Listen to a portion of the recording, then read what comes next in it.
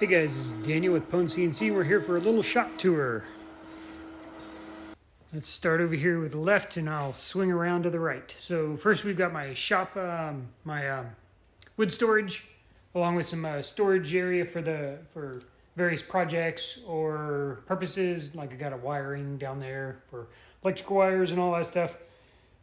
Just above that I have got the additional wood storage and my heater. Keep me warm during the winter. See, scroll over to the right and we've got my miter saw, as well as one of my shop vacs, and of course the other one that I've got hooked up to the Shapeoko Pro. This I just finished setting up like a few minutes ago, so that'll be interesting. What innovations and that sort of thing I can come up with for that. Just above that I got a little bit of paint storage and one of my dust collector drops. So that is going to eventually hook into the to the Pro and allow me to, gain access to that. Up here, I've got a giant wall. I'm still designing what I want to do with that. I just took and cleared out everything from a couple weeks ago. So this is pretty much a blank wall ready to be patched up because I actually broke into the wall and maybe repainted or something. Temporary storage up there. I'm going to be removing that. Of course, a couple of cameras, an airdrop, and fans, and that sort of thing. Over here to the right, we've got obviously a working area. I recently set up a long 18-foot bench. Of course, when my truck is pulled in, I can't really use the right bench. However, this left bench, perfectly available. Good working area there. Down here, I've got, of course, trash and some stool storage and a couple other desktop tools. I have the Millwright Mega V here, as well as some Raspberry Pi projects that I'm continuing to work on. Of course, I've got a Skull Canyon Nook. This is a fanless, supposed to be fanless, I think, PC, a Windows PC, and it's hooked up to the big screen here. Let's see, scrolling over to the right, I have got, my backdrop, which you guys are probably very familiar with, some wood storage, sheet goods, a compressor down there, which I have hooked up to an airdrop line of that blue wire right there. It goes all the way around. It's basically blue tubing, comes around, drops down here, and this is where I'm going to tie into it for the laser. Which is right there on the right. Come back over here to the left real quick. I've got another window there, some clamp storage, and an auxiliary workbench here. Underneath, I actually put in this window insert. So basically it gives me my auto drain output. And it just basically squirts out every couple seconds, every 2 minutes, I think, whenever the compressor itself is running. Extraction hose for the laser. Of course, I've got some additional desktop storage in there for other tools. My basic toolbox and my dust collector here, as well as the drop for it, cameras, and I've got a job site table saw right there, so that's nice. I did pick up one of those 2x4 foot, Bona? I forget what the name of it is. Temporary workbench things. I throw my painting plywood on there, so I just basically put anything I want on there and go ahead and spray paint it or whatnot. Up here, of course, I've got some additional storage, lots of camping supplies and that sort of thing. Right here in the middle, I've got a little entryway between the two the ports for the cars, and a mobile workbench. So I pull that out. I use that a lot for the laser, which is right there, and the chiller down on the floor. I plan to eventually build a little cabinet here and just kind of block that off, protect those wires, and give me some additional storage right on top here, or even just jump onto it and so that I can access the back of my truck whenever the truck is pulled in. That big black hose there, of course, is the extraction. It goes up over here, and you can see some more details on that on another video. Real quick on the dust collector, I've got 4-inch sewer pipe drops. One comes down here to the auxiliary workbench. Another one is the drop we saw earlier, which heads over to the Shipoko Pro. And of course, the third drop, which is right there, jumps in, comes over here to the middle, where I've actually got a nice control unit here. So I've got power. It's kind of a mess looking here, but there's power. There's a Raspberry Pi behind there, which is hooked up to my Shipoko 3 XXL, which is way up there on the, up on my ceiling lift. I lower that whenever I need to use it or whenever I need something large like that. That is my production machine, CNC machine at this point. A little umbilical cord, which heads over to, since it does have a water-cooled spindle, and a bucket way up there on the top. So it's nice and out of the way. Of course, up here is where I mount my VFD, I forget what it's called. It's right there for my controller. And of course, the umbilical cord has got, and I just got it hanging here, the control unit for that. So I can control the spindle, the speeds, and that sort of thing. Whenever it's down, I just set that on the machine, next to the machine. Let's see. Right here in the middle, I have got my assembly table. This is the heart and soul of my workshop. Essentially, I can build anything. It's a nice flat surface. It's a, I forget what it's called. I'm drawing a blank. It is a compression box or a, I forget. It's basically got a framework of MDF sheets in the middle, which help keep it aligned. It is perfectly square, so that is perfect for assembling stuff onto. Right below that, I have the X-Carve, which is on wheels. I can pull that out here to the middle if I need to use it, or I can technically use it under there. I haven't, but I technically could. So of course I got a little arbor press for magnets and such. Over here on this corner, I have got the Onefinity. This is the Machinist. This is where I just finished hooking up my my bracketing to hold on to my Z independent boots onto their tracks. So that's cool. And of course the Onefinity green filament sample there. That's neat. Let's see, over here on the end of the assembly table, I am putting together the Ooze Nest Work Bee. This is where I'm going to be building another set of bracketing and that sort of thing for adaptability. Let's see, over here right behind the assembly table is my laser. Here, let me get a wider shot of that. Let's see. This is a pretty big machine. It is what? 2 foot by 3 foot bed area. Of course, it looks horrible, but it's actually not. That's just where the lasers come down and kind of made impressions into the on the sides and ricocheted off and all that stuff. So it didn't really damage the bed. It's just still flat, but still. That's where I have all of the. I can just walk right up to that machine, just like I can many of these CNC machines, and immediately use it. So if I swing you around over here, I've got additional storage up there, tons of brush material up there on top. Let's see, a central vac for the house, some more clamps, ladder storage, and down here is another fun area. These are both workable CNC machines. So the Shipoko 3 standard size is over here on the left. I've got a nice aluminum plate bed. I will be coming out with another video on that, as well as some stiffeners that I purchased. That's going to be very cool.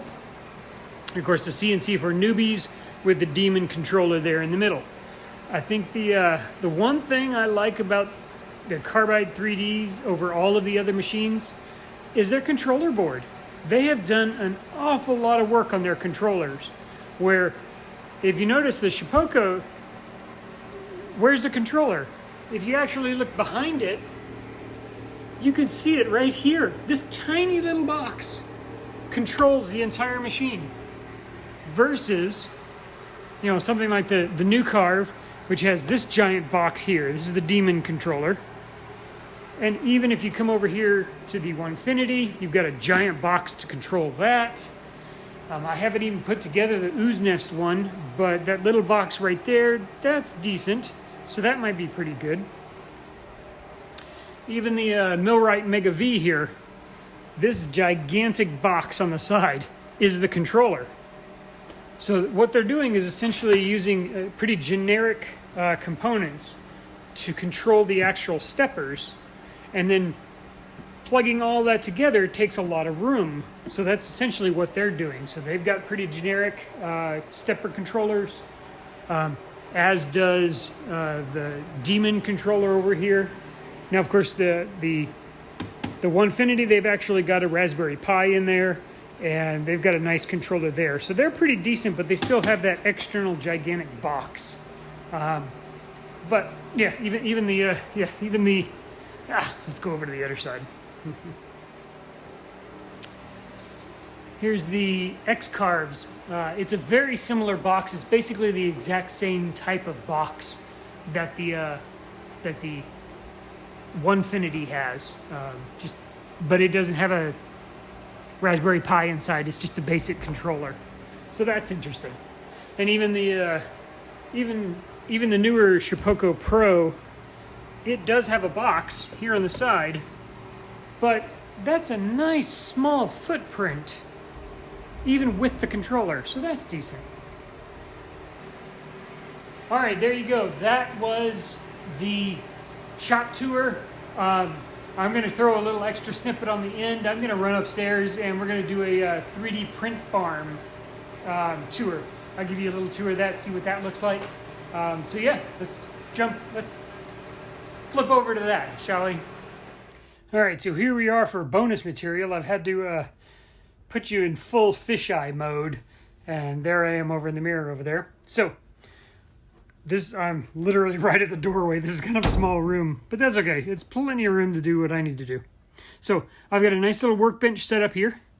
This is where I kind of do a bunch of the cleanup, store some screws and that sort of thing. Nice little workbench with some most common tools that I use. And of course some storage under there on the bottom. Over here to the left, we're going to go counterclockwise this time. I've got the various brackets. These are the aluminum track brackets, and of course the steel belt brackets and all kinds of things into there. Tons of shipping boxes and that sort of thing, packaging, all that. That's basically it. All happens right here. There's actually some orders that I'm preparing now. Nice little view of a pond right behind our property, so that's really neat. Over here to the left, this is my, what is this? This is the print farm rack number 2.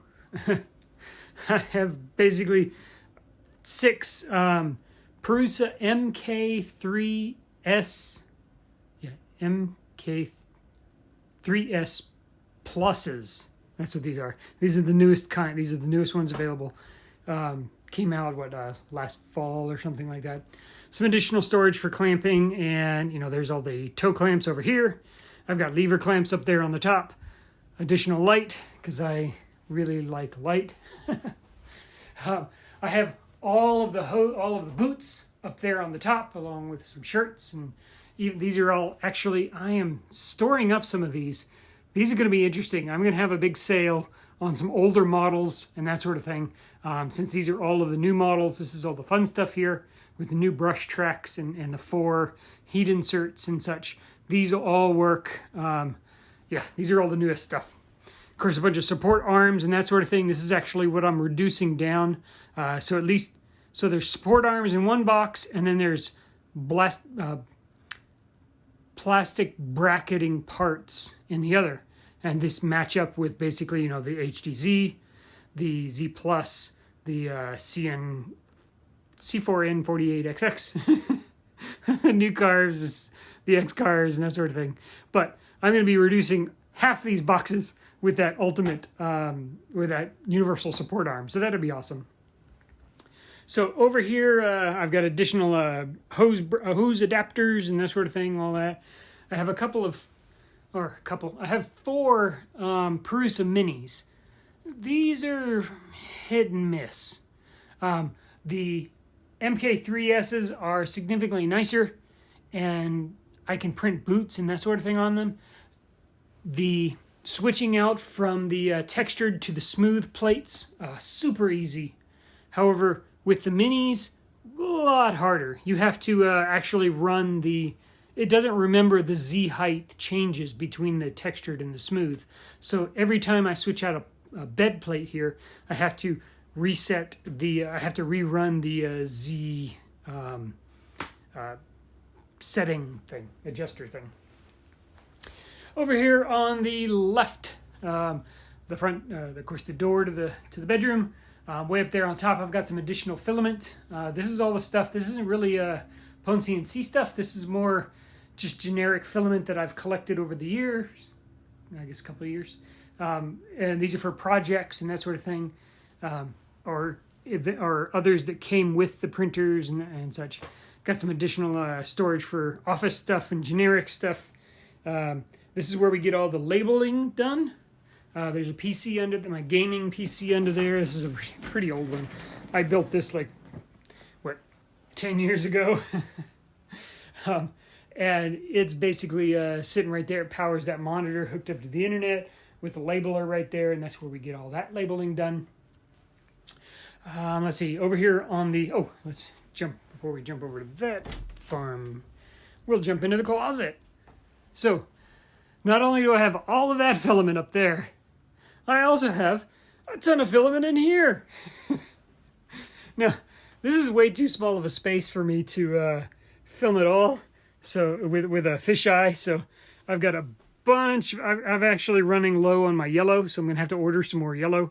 But I've got what is this? Teal, blue, red, orange. Pet G, that's what this big stack is. I think there's a 9 in that stack. Let's see, 1, 2, 3, 4, 5, 6, 7, 8, 9, 10. 10 in this stack here. So that kind of gives you an idea of how many, and these are all 3K spools. So, of course, we've got green back there, and of course, black PLA. For a short time, I had my Anycubics hooked up to 10K spools, or at least 3 of them. 10K spools of black, so I've got plenty of black there. I just need to rearrange one of the print farm racks and start powering some of those Prusas with all of this black filament that I have. A ton of screws, more screws. I've got a fine vac here. This is where I pull that hose out. It's really long, kind of nice. It's really quiet. I can clean up the print farm racks and that sort of thing. And yes, there's the Skittles. I keep all that there. Tons of little bags. It's really a mess and kind of cramped in here. Additional filament. I mean, come on. I got tons and tons of filament. Way up here on top, I have lots and lots of boxes, shipping bags, and that sort of thing. I even have here in the attic, I have even more boxes. So it's always better to order that stuff in bulk. So let's jump out of this room, out of this tiny little closet. And I'll back up a little so you guys can see. So over here, I have got the original 6 Prusa MK3S's. I've got another one behind that little board right there. That's actually a piece of acrylic with the paper still on it. What is this? This is the Maglock stuff, pre-printed. I've already got a bunch of that already. Additional bags and screws and more acrylic. And so this is some of the stuff that's going to go up on sale. Or this would be kind of a clearance thing. These are either broken stuff or not quite pretty, but it's functional, so I couldn't bear to throw it away. But yeah, I'll have more on that. I've got brushes. I've got the ultimate hose clamp stuff here. Here's a 4-inch straight. Here's the universal support arms and the bracketing that goes with it, or the arms. Of course, there's my other Prusa over there. And let's see. I think that pretty much covers it. Here, let me stop and we'll turn this camera around. All right. I hope you guys like the tour. This is the print farm room. Yeah, whole lot going on in here. Everybody's order passes through here, so that's a good thing. It's nice. It's pleasant in here. It keeps kind of warm. I don't really like to freeze, so when we're keeping our house, the rest of our house at, 72-ish, in here, I can easily come in here, nice balmy 76, 77, and yeah, warm right up, and then I can go back to work. So I hope you enjoyed it. Let me know if you have any comments or questions. Leave it down in the comment section below. Feel free to reach out to me or jump onto the PwnCNC users group there on Facebook.